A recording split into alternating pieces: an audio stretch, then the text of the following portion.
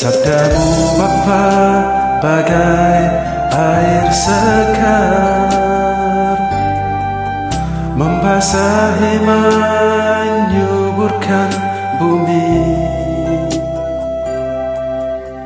menggugah jiwa, segarkan hati,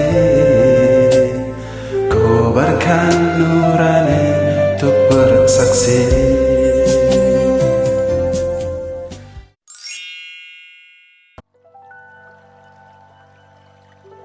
Inilah Injil Yesus Kristus menurut Markus, bab 12, ayat 41 sampai 44. Pada suatu hari, sambil duduk berhadapan dengan peti persembahan, Yesus memperhatikan bagaimana orang banyak memasukkan uang ke dalam peti itu.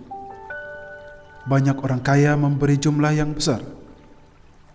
Lalu datanglah seorang janda miskin.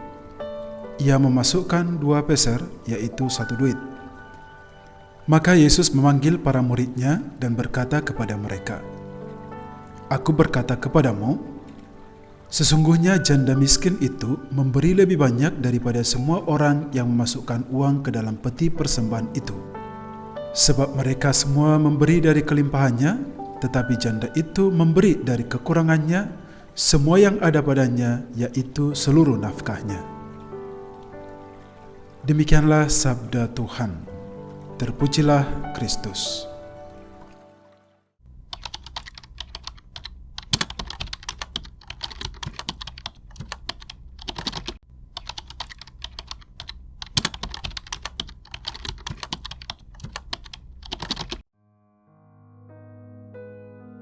Saudara-saudari terkasih, ada sebuah pernyataan menarik, bunyinya begini: berbagi dari kelimpahan sangatlah mudah, tetapi berbagi dari kekurangan sangatlah sulit.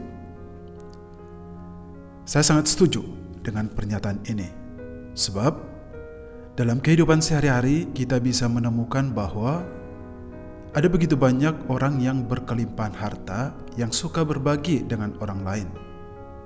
Tapi mereka mau berbagi dengan orang lain karena memang mereka mempunyai banyak. Jadi bagi mereka itu memberikan uang kepada orang miskin merupakan hal yang biasa. Sehingga ada kesan bahwa kalau mereka memberi sesuatu kepada orang miskin, mereka melakukan itu bukan karena ketulusan hati. Mereka itu sangat berbeda dengan orang kaya yang baik hati. Orang kaya yang seperti ini mau berbagi dengan sesamanya karena mereka merasa bahwa yang mereka miliki itu adalah rahmat Allah, sehingga mereka ingin membagikan rahmat Allah itu kepada orang lain juga. Mereka tidak rakus sendirian. Mereka melakukan itu dengan ketulusan hati dan merasa juga bahagia saat melakukannya. Dan menurut saya, orang kaya yang seperti inilah yang dikirim oleh Allah untuk menjadi berkat bagi orang lain. Lain halnya dengan orang kaya yang kikir, yang tidak mau berbagi dengan sesamanya.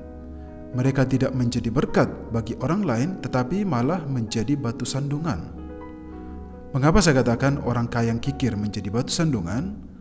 Karena banyak orang akan menaruh benci terhadap mereka, sehingga mereka itu akan memiliki banyak musuh. Saudara-saudari terkasih, seperti yang saya katakan tadi bahwa ternyata ada banyak orang kaya yang mau berbagi dengan orang miskin karena mereka mempunyai sesuatu yang bisa dibagikan. Lalu bagaimana dengan orang miskin? Apakah orang miskin tidak mempunyai sesuatu yang bisa dibagikan kepada orang lain? Ternyata tidak. Orang miskin juga mempunyai kewajiban untuk berbagi dengan sesamanya. Orang miskin mempunyai tanggung jawab yang sama dengan orang kaya dalam hal memberi. Memberi bukan masalah jumlahnya, tetapi memberi dengan ketulusan hati. Dan bisa saya katakan bahwa kalau ada orang miskin mau berbagi dari kemiskinannya, itu sangat luar biasa. Karena berbagi dari kelebihan itu sudah biasa, akan tetapi berbagi dari kekurangan itu baru luar biasa. Seorang janda dalam bacaan Injil yang saya bacakan tadi telah membuktikan hal itu. Dikisahkan bahwa Ada begitu banyak orang pergi ke bait Allah untuk memberikan persembahan. Kebanyakan dari mereka itu memberikan sesuatu dari kekayaan mereka. Lalu, Yesus mengamat-amati tindakan semua orang yang memberi persembahan itu.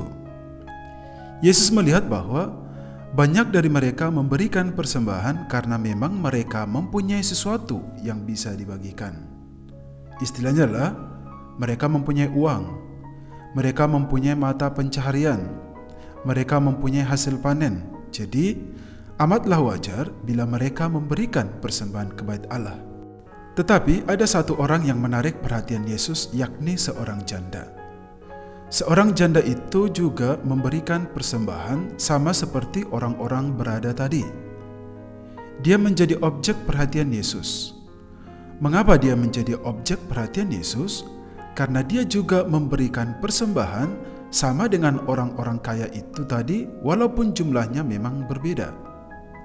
Sekedar untuk diketahui bahwa dalam budaya Yahudi waktu itu, seorang janda masuk dalam kategori orang miskin karena mereka tidak mempunyai penghasilan. Para janda itu termasuk dalam golongan penerima bantuan. Bahkan, mereka termasuk dalam kelompok terpinggirkan dalam masyarakat, sehingga mereka itu sebenarnya tidak mempunyai kewajiban untuk memberikan persembahan ke bait Allah. Dia tidak diwajibkan untuk itu. Nah, Yesus melihat bahwa janda itu memberikan satu duit. Yesus memuji janda itu karena janda itu menyadari bahwa walaupun dia tidak mempunyai apa-apa untuk dibagikan, tetapi dia mau berbagi dari ketidakpunyaannya itu. Dia tahu bahwa dia miskin, tetapi dia tetap mau berbagi. Dia tidak menjadikan kemiskinannya itu sebagai dalih untuk tidak mau berbuat sesuatu, tidak.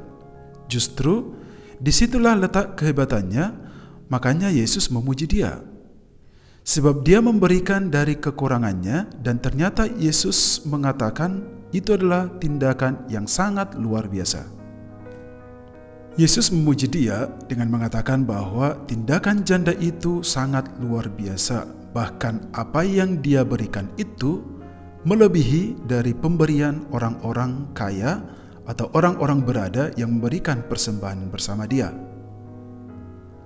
Saudara-saudara terkasih, dari kisah seorang janda dalam Injil tadi, kita mau diingatkan kembali bahwa kaya atau miskin, kita mempunyai tanggung jawab dan kewajiban yang sama dalam hal memberi. Tidak penting seberapa banyak sumbangan yang bisa kita berikan kepada orang lain. Yang paling penting adalah keikhlasan hati kita dalam memberinya. Kalau ada orang kaya memberikan sesuatu kepada orang miskin tanpa ada keikhlasan hati, itu sama saja tidak ada gunanya. Demikian juga, seorang miskin mau memberikan sesuatu kepada samanya, tetapi kalau tidak didasari oleh keikhlasan hati, itu sama sekali tidak ada faedahnya. Yang benar adalah, keikhlasan hati akan menjadikan pemberian kita itu berguna bagi sama kita, dan itu sangat berkenan di hadapan Allah. Teladan dari janda yang dipuji oleh ini juga bisa menjadi pelajaran berharga bagi kita, bahwa ternyata semiskin apapun kita, selemah apapun kita, seburuk apapun kita, serendah apapun kita di mata orang lain, kita tetap mempunyai sesuatu yang bisa kita bagikan pada dunia. Kita harus menyadari itu, sebab Tuhan menciptakan kita ke dunia ini pasti ada maksud dan tujuannya. Kita itu unik dan pasti berbeda dari yang lain. Sebagai contoh ya, kalau memang benar kita termasuk dalam kelompok golongan orang miskin, ya mari kita rendah hatilah.